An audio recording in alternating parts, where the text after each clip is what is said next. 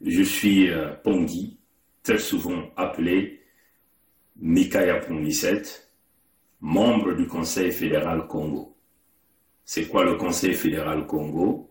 C'est l'organisation qui pilote, qui dirige notre nouveau pays, la Fédération Congo, qui a été créée depuis le 23 octobre 2021. Dans le Conseil fédéral Congo, vous avez des frères, éventuellement le frère Sa Majesté Tikaya Zinga Ier, qui représente le royaume de Luango, souverain et insoumis.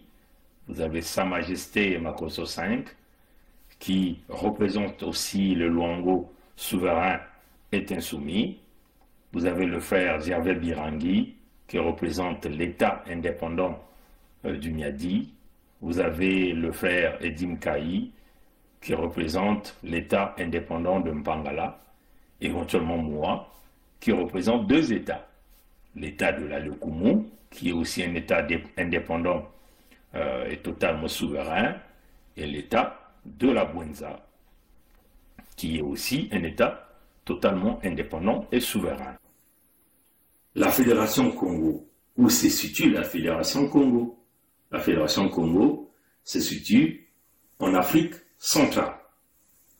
La Fédération Congo, c'est le 55e pays d'Afrique. Beaucoup de gens nous ont posé la question de savoir, mais comment êtes-vous arrivé à la création d'un nouveau État, le 55e pays d'Afrique, la Fédération Congo? Mais je crois que vous nous suivez très souvent dans toutes les communications que nous réalisons, et il y a eu un problème en réalité. Éventuellement, la France qui avait concocté la création de la République du Congo le 28 novembre 1958. Avant que la France ne crée ce pays, il faut savoir qu'il y a d'abord eu des explorateurs européens qui sont partis vers les années 1880 sur le territoire Congo. Essayer d'arracher les signatures, donc demander simplement à nos ancêtres de léguer nos terres sous la protection de la France. Pour ceux qui connaissent l'histoire, si vous avez vu, les Allemands ont organisé ce qu'eux ils ont appelé la conférence sur le Congo, hein, et vous appelez très souvent la conférence de Berlin. Vous allez bien comprendre que le Congo s'écrivait avec K, comme d'ailleurs les territoires de Kuluniadi et tous les ancêtres qui vivaient connaissaient bien leurs droits de souveraineté des terres. Et donc nos ancêtres ont légué par les biais des contrats ancestraux les terres aux Européens, que d'ailleurs cette province avait été récupérée par la France, moyennant une somme de 300 000 francs qu'elle avait donc payé à la Belgique pour récupérer la province de Kuluniadi. Donc en réalité, nos ancêtres n'ont jamais connu ce qu'on nous présente aussi comme étant les Moshi, les nordistes. Voilà. Donc l'autodétermination du Congo est aujourd'hui connue compte tenu des crimes réalisés par des peuples dont la France a introduit là même dans les territoires Congo, éventuellement des peuples qui reviennent de la colonisation française. C'est les Dahomey, les Abé, qu'on appelle aujourd'hui les Moshi, ainsi de suite. Donc c'est un mixage pour essayer d'effacer les repères. Mais compte tenu qu'on nous a imposé une colonisation intérieure par les Moshi, les crimes organisés, perpétrés tout le temps, des génocides camouflés, protégés par Paris, la destruction des hôpitaux, bref, la vie est quasiment inexistante sur le territoire Congo. Les autochtones que nous sommes, les autochtones, les propriétaires des terres, sont aujourd'hui privés de tout. Nos richesses sont contrôlées par les peuples venus d'ailleurs, sous la protection de Paris. Nos peuples sont exterminés. Nos enfants n'ont même plus droit à l'école, ni à la santé. Nos mamans sont violées. Bref, nos jeunes sont détruits. Et ça, c'est depuis la création de la République du Congo, le 28 novembre 1958. Et nous pensons que trop c'était trop, vu que les Mossi, dont les Français bénissent, par leur dieu Sassou Denis Mathurin, peuvent venir faire des coups d'État multiples, destruction des vies, destruction de ce qu'ils ont appelé la démocratie, et nous ne pouvons continuer de marcher sur ce chemin.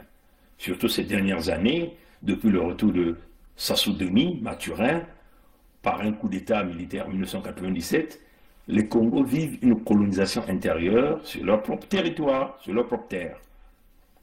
Là, ils ont accéléré les mécanismes d'extermination de ces peuples.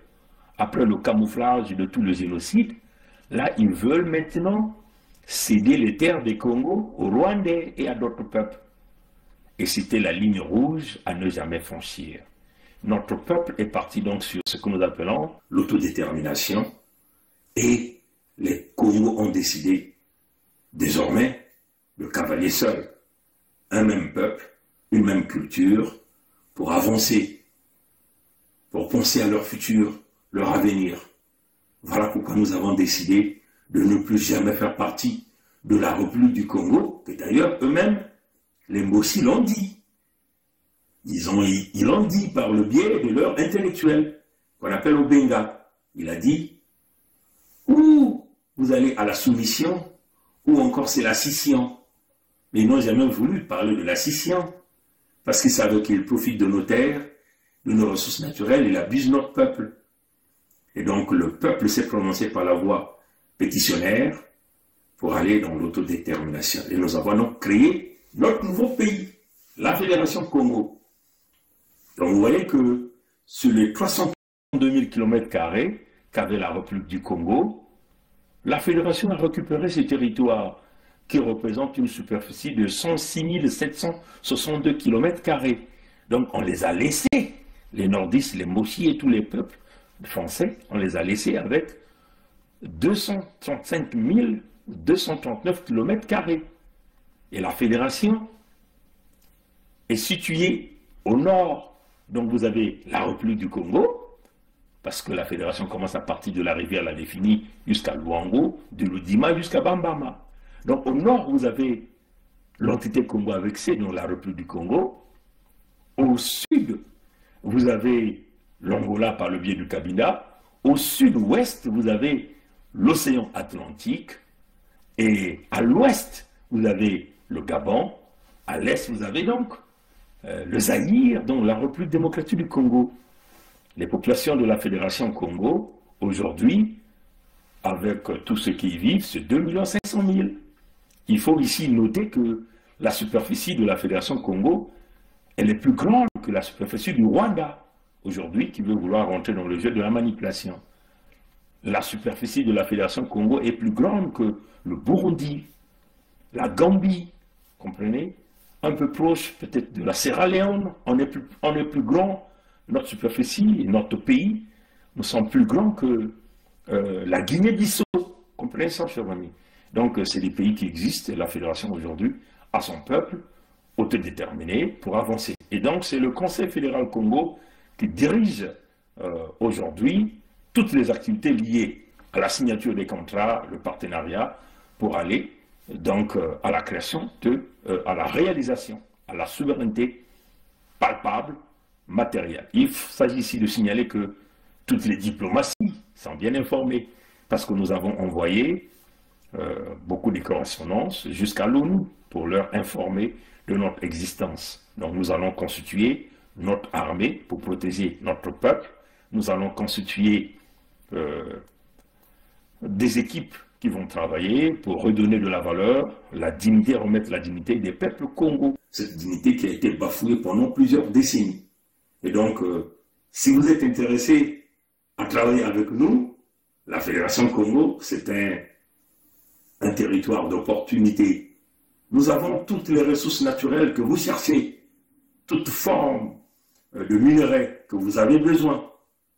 Nous avons les terres les plus arables pour faire toute activité agricole, la main-d'œuvre, nous en avons. Venez et venez donc nous découvrir dans le monde entier. Vous pouvez nous regarder là, dans le monde entier, là. En Afrique, vous pouvez nous regarder là, le 55e pays. Comprenez?